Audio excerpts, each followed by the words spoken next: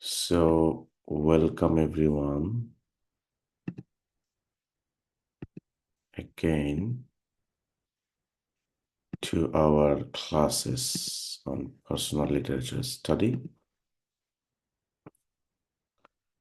Excuse me, in this class, we are talking about how to conduct a literature review. Excuse me. So, okay, into the previous classes, we talked about literature review planning and the tools that is required for literature review and how to do this literature review. So, how can we conduct a literature review?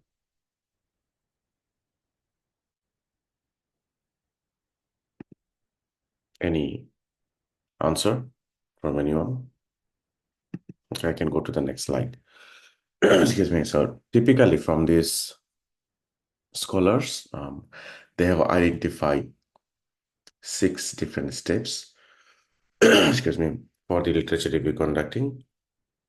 So, firstly, you have to identify the studies that you want to do.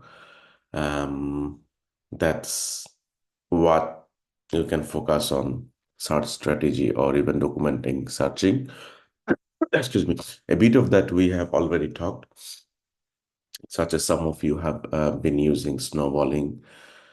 Some of you have been using review of the results, or even some of you are looking for the keywords from the papers. And then you think on the publication bias, or if there is anything of how to do this evaluation by looking through these web pages or other techniques. Then you do the study selection. The study selection talks more about, so firstly you select the criteria and then you click or you identify the process that you need to do. That is connecting again, giving you some example about, excuse me, you need to be avoiding some languages that is not required. Let's say if you are doing some study in English, so make sure all the papers are in English. Then thinking about the inclusion of the study. And then when you think about the quality assurance of the selected study, you can think about the if your study is not being biased. So that's something you have to be making sure. And the next steps, you talk about more of the data extraction. That's talk about how you are forming the data collection thing, and then how you are going with this. If you have some sort of similar data, how you are handling this. And finally, the data synthesis. So how you are synthesizing your data. We'll be talking more about this in this class today. So giving you an example of the systematic mapping study, or even we can think of systematic literature review, SLR. Okay, I put it this SMS and SMS and just to make fun and not a typos anyway. So um, you can see, let's say you are looking into the automatic online repository and you have come up with some 1,000 papers and you are deleting the duplications. You are deleting some papers that is not required. And finally, with exclusion and inclusion, you have come up with some 67 papers from your literature review. It could be systematic literature study, SLR, or systematic mapping study. So if we look into sort of this kind of Prisma diagram, what do we know? How to look for this searching my literatures. Manual versus automatic. So what do you mean by manual searching? Or even what do we mean by automated literature searching? So the manual searches are based on the so the venues that we are familiar with, such as if you are asking me, so the research that what I'm doing in my area, um, I know these things is such as SCM, IEEE, EBSCO, Scopus, and some conferences that I know. Let's say I know the conferences in Kai conference that is pretty much famous. Excuse me. So I'm only taking papers from there. And then so in that case, um, if I look on this, even though I know about IEEE or even EBSCO or SCM, because I know the conference arena from where I can look for papers by myself. So I don't have to be completely relying on those online repository systems. While considering the automated searches, it follows the online repository data. Let's say according to KitchenHam, we are always following searching for database. So EBSCO, SAM, IEEE, Scopus, if there is any other online repository that we can add. So when you are doing this literature searching, always making sure that you either select the manual searching or automatic searching. Just don't mix it up.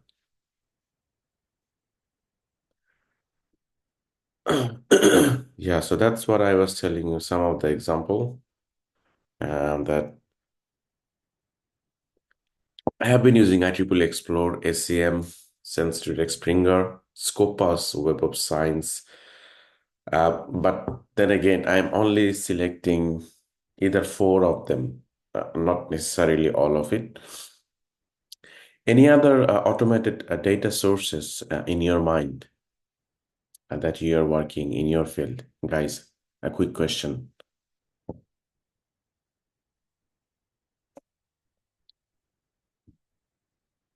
Do you have any other repository systems? You can talk because I just am recording the video, so I cannot see what you're writing. Okay, looks like you don't have anything to say, so just moving to the next slide. So now, examples of automated searching. I think like okay, we have done some practicing few weeks before in our previous classes. But then again, looks again giving you the example of one of our research, what we have been doing on stakeholder analysis.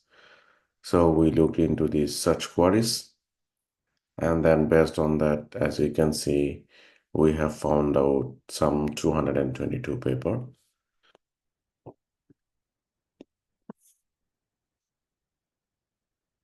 Okay, once we found out this 222 paper, we tried to download, excuse me, one paper. So we are exporting it, the CSV file. So you can add it into your reference list as well, into your reading list as well. So then the search queries what we have used is this. But then again, the search queries, it was combined with multiple search. So once you have used it, we came up with this study. So now, if you think your own research, either you're using systematic literature study or systematic mapping study. So in SLR or SMS, we always skip the manual searching.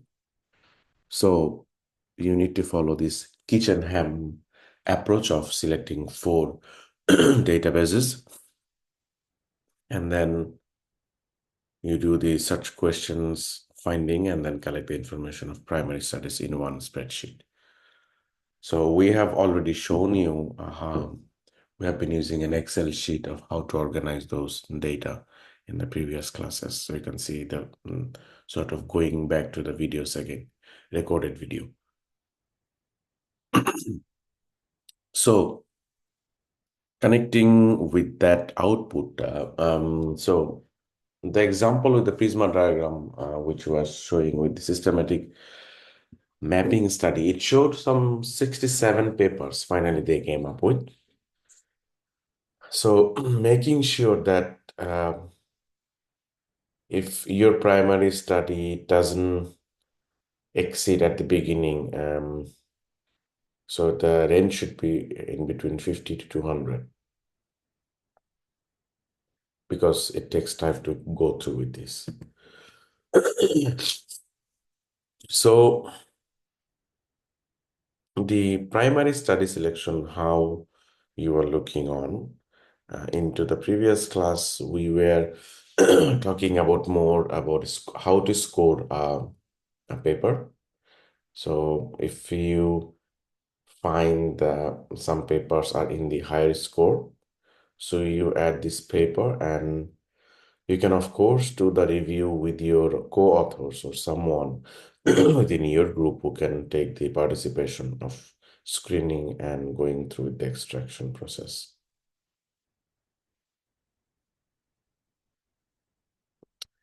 And if you see from the diagram, the kitchen ham is totally going through with directly on this review one to compare consensus. So kitchen ham approach is always flexible. Excuse me, connecting again with our research that we have been doing in our research group. Fine example of the Prisma diagram. We came up to 2022. This is still a work in progress paper. So we have found some more papers anyway. Up to 2022, we found out some 20 papers. And so making sure that you are deleting the duplicate studies, you are including or excluding the studies iteratively, so you're just going and coming again. So you can see this clearly 4 different steps: identification, screening, eligibility, and included the final study. Okay, so now we go to the inclusion and exclusion of how to do it.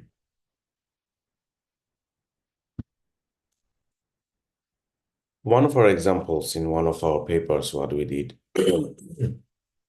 let's say you would like to exclude the paper. Okay, so I have written it from 2016 to 2023, but uh, if you are really want to publish and submit some work, in that case, you can take 5 years work or 10 years work, depends how many papers you are getting into your research field. So if you are submitting your research work, so let's say it from 2017 to 2024, or even you can take from 2015, but you have to give them the reason why you are taking particularly that number of year. Excuse me. So the below diagram is the published work from one of our papers. That's how it ended with January 2021 inclusion. We have chucked out those which were not in English. Type of study, so it was primary study that we have taken. We didn't consider the reports and commentaries later. And we actually looked on stakeholders, so something that to be considering. So if you think about your research, by this time you will be having your primary study, and please put all of your study into the spreadsheet, which I have shown you before in my previous class. Excuse me. And now it's time for you to select the right paper, to select whether this is a gray literature or this is a white literature or good literature. and then you include or exclude the papers. So it is an iterative process. And then you consider doing the validity of those. An outcome of this task is a set of the study that for the data extraction and synthesis. Okay, so I'd like to have a question from you right now. And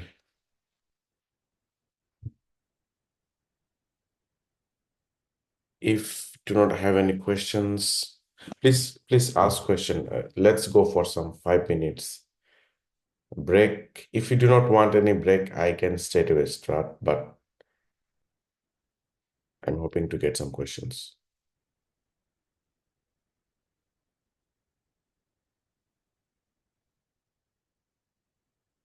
I know it's early morning, so it's difficult to find the questions at the moment.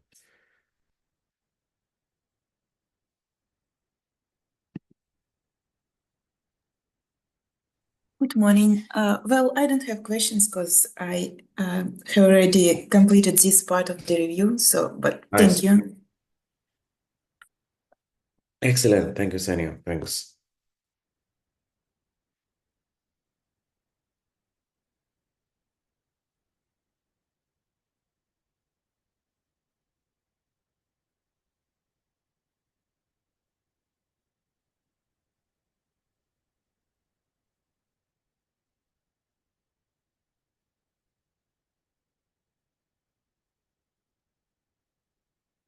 Oh, I think that I only have one question.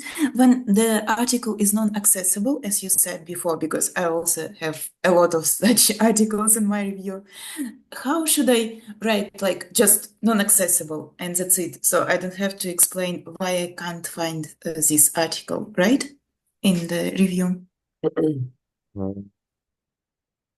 Okay, so I don't get your question. So can you I again? mean, yeah, when the article is not accessible in like a Loot library or it's not accessible openly on the internet, so I just exclude them without kind of giving some particular reason, like why I can't find this article. Even if this is a good article.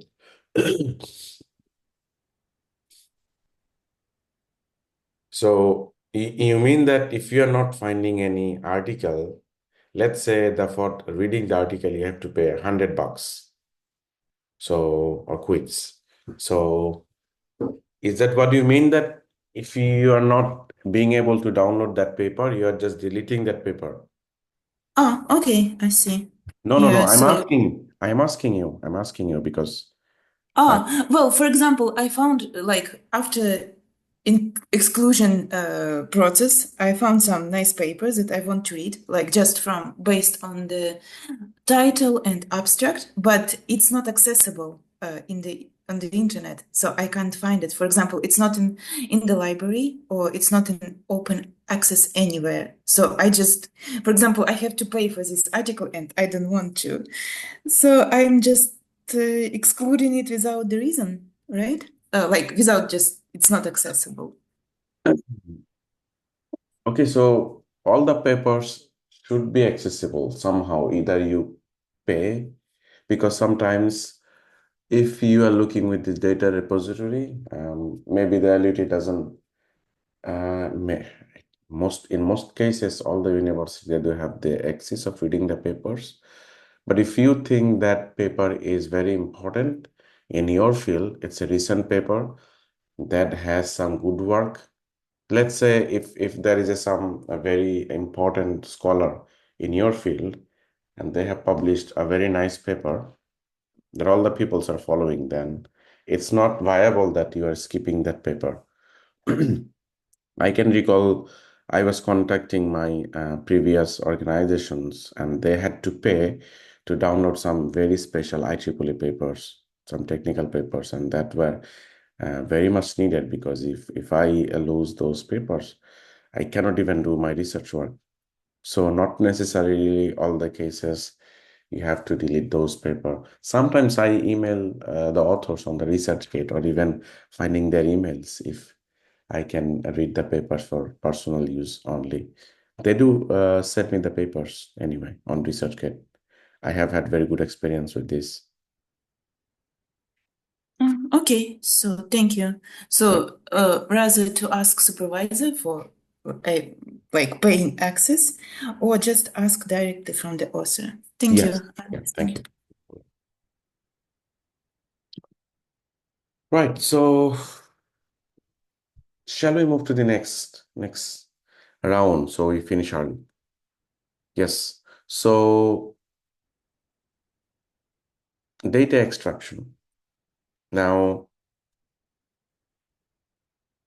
how to do the data extraction? Excuse me.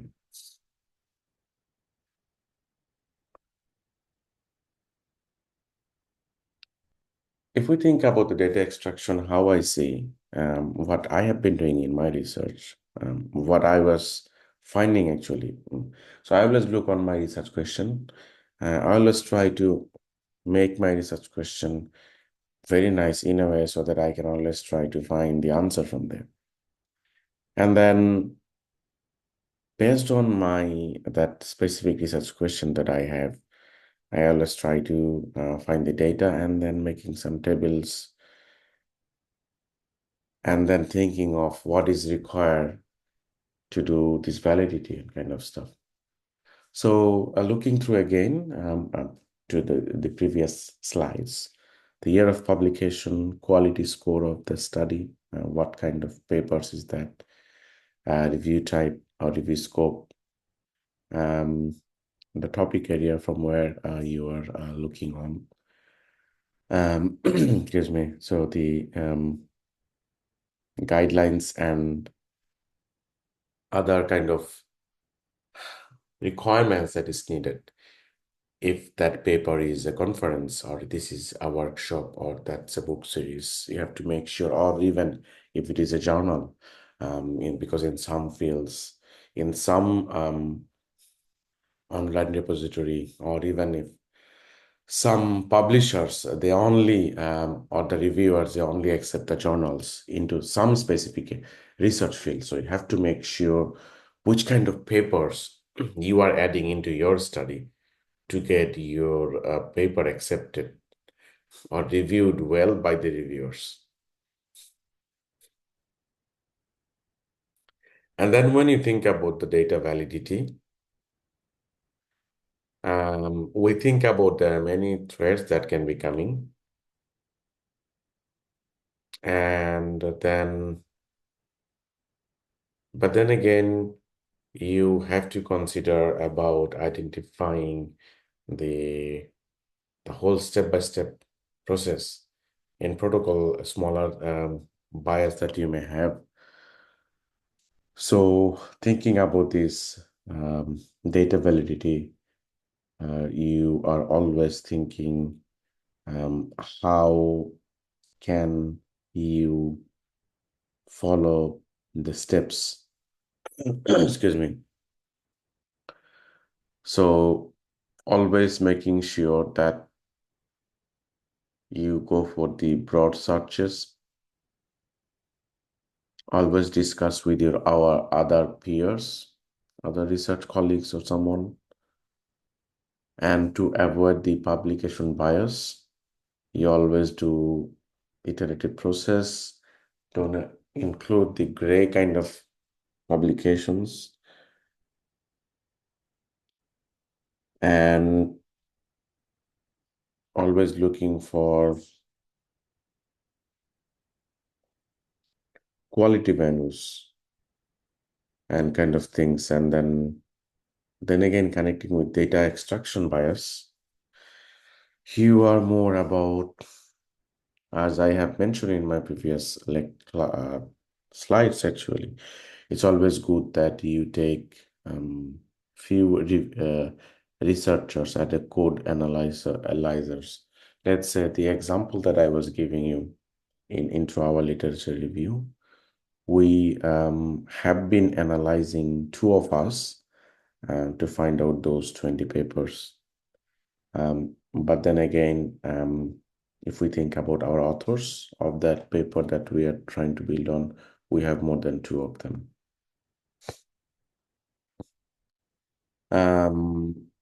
But then again, check for quantitative data if they have some issue with the statistical analysis. Let's say I can give you one fine example.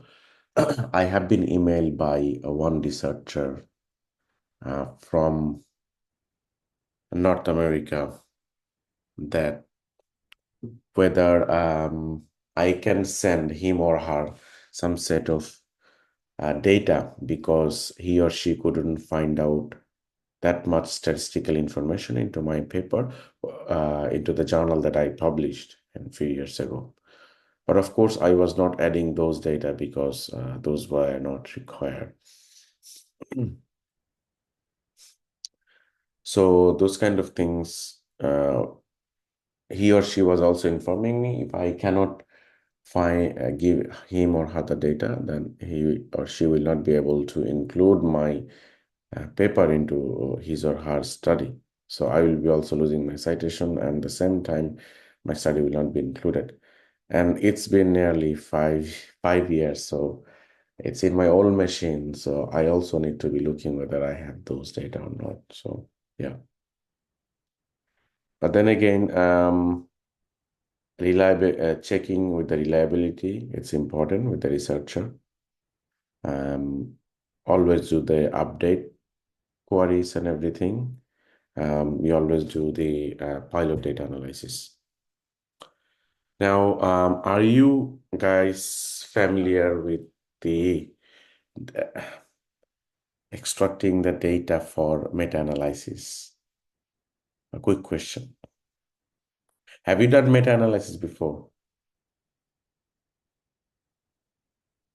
Anyone?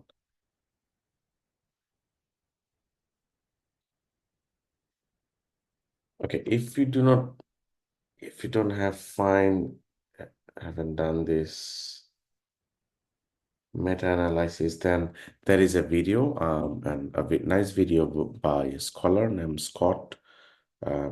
Thank you for uploading. I think he uploaded this video a long time back on YouTube, 11 years, something like that. So we can go through this video to know about this meta-analysis and how does it work.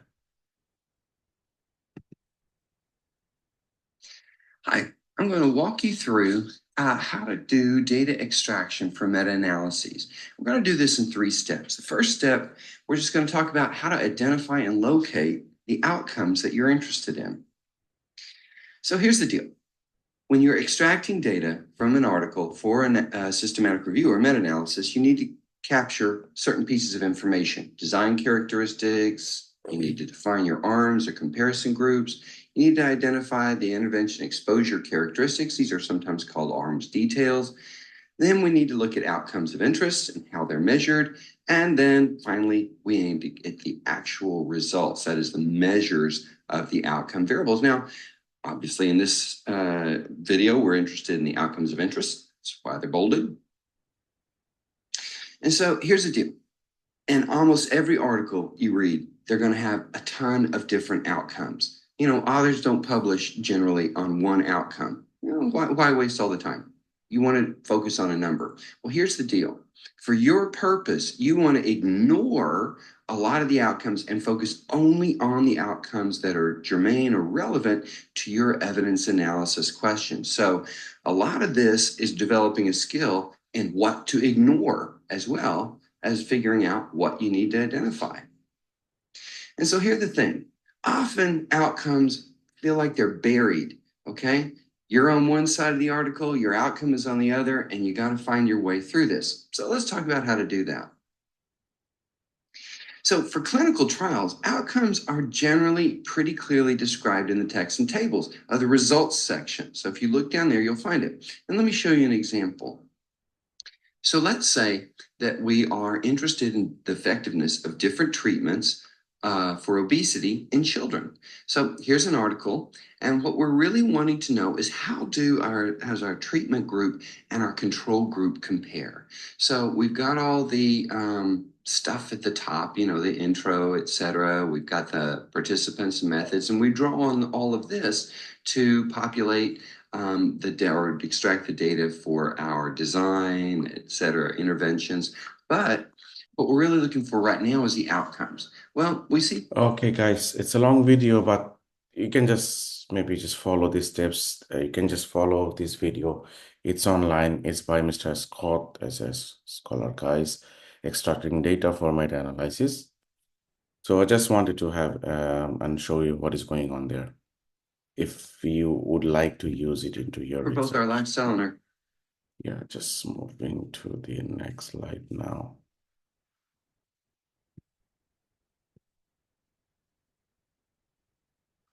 Yeah, just 1 second. Again, sharing to the next slide.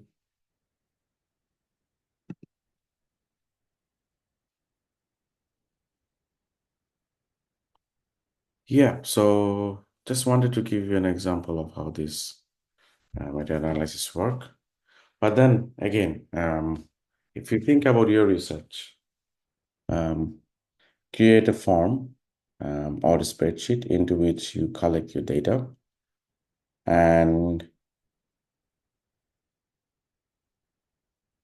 use a form that can assist you in collecting all the necessary data. So let's say you can open a Google spreadsheet or even a Teams spreadsheet into the Microsoft Teams so that your colleagues can also, or your co-authors or your supervisors can give you some live feedback or some instant feedback.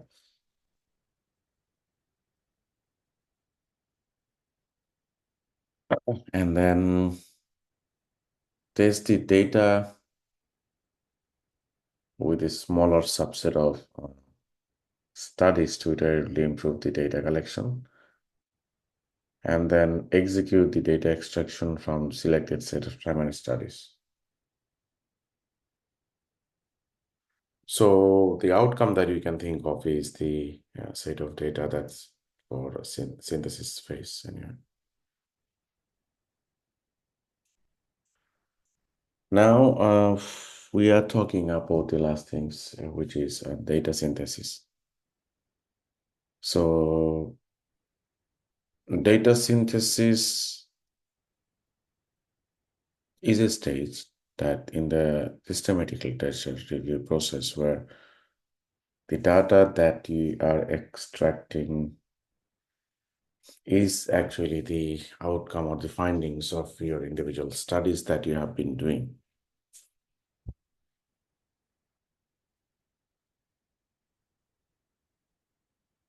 So the outcome is focusing more to find the issues and methodology and quality that what you are thinking on. Okay, so this is an infographic diagram, but then you can easily see what is going on with the data and synthesis. So we have two different paper and then two different text, and based on that we are combining what these two people mention, and then we are coming up with the analysis data synthesis. So these guys has come up with some tech inequality from these two statements.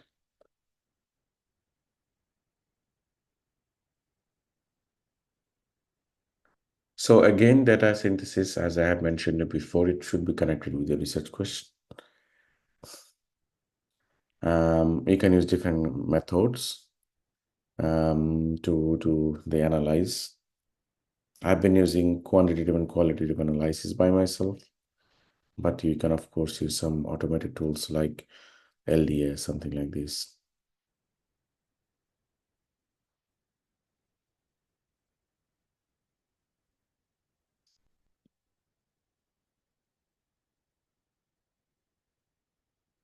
So asking again, connecting with this data synthesis, what is your opinion and how are you conducting your data synthesis?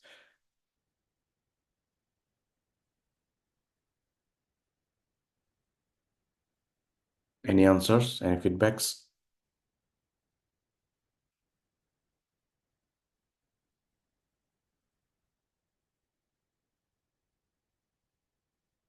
Okay. We're pretty much the end of this session, so I'm just stopping the recording at the moment. So we'll have some more open discussion, which will not be recorded, by the way. But thank you.